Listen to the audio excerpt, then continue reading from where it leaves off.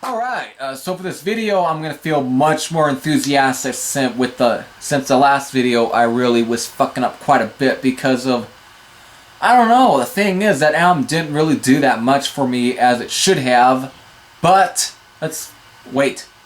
I'm talking about another Shrapnel Records band. But yet, this band actually did a lot more for me than with Mars did. So, this is Ravage, not to be confused with the other, U.S. band. This, that also is kind of U.S. experimental. That can be considered U.S. experimental, but the thing is, I haven't heard that band, that Ravage. This Ravage is from Chicago, Illinois. And, this band only released one album, titled Wrecking Ball. And it was released through Shrapnel Records. Here we go. The album starts off at 69. The way this starts off reminds me how Predator's Easy Prey starts off. But this one goes into more being like a song than really what with Easy Prey did with, the prelude track. So here, it starts at title 69. Please don't try and put any dirty words, or please don't. Please don't try and come with some dirty jokes for this track.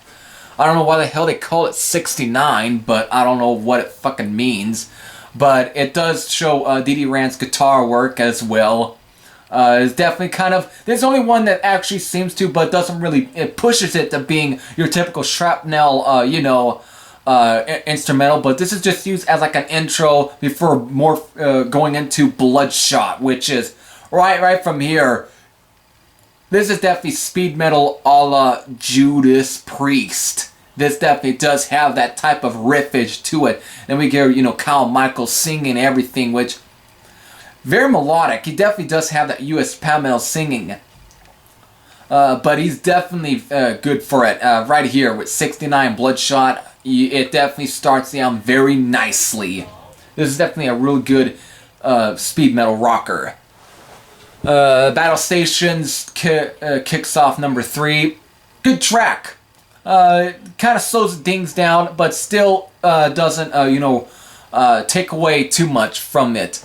Fire and Fury is kind of a slow track. It kind of pushes it to being your typical hair metal type of track. When I mean that, it's like something you might expect from like Rat for some reason. Just the way it has.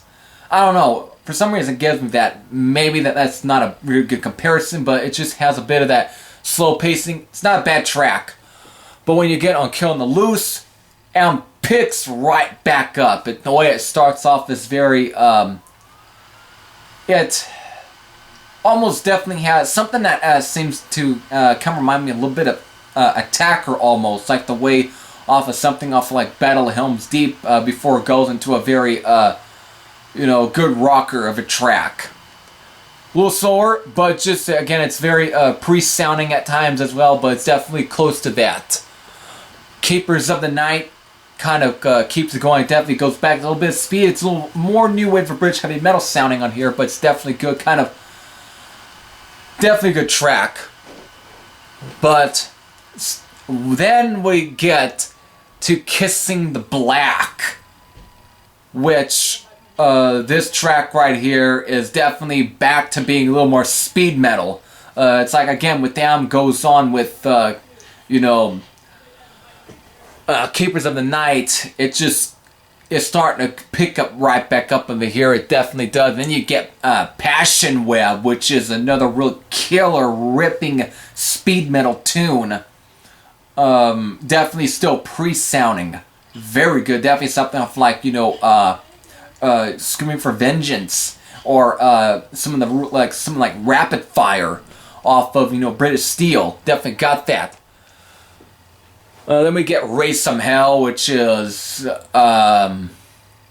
it's definitely a good, this is definitely something that you expect from other Shrapnel bands. Very slow, but it's definitely still very rock and track. And of course, it ends with Snakebite.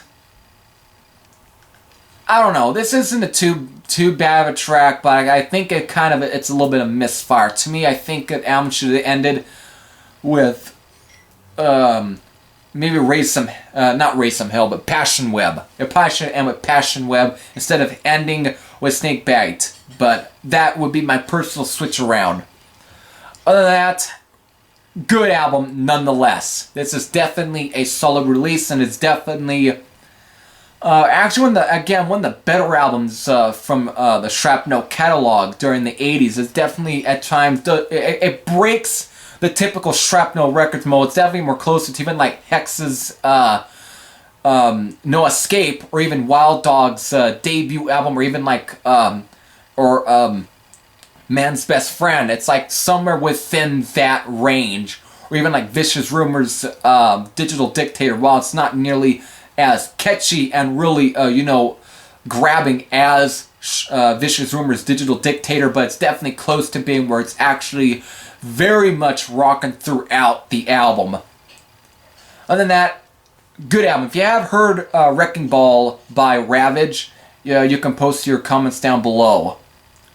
So, it's time to get to the next band. Oh yeah.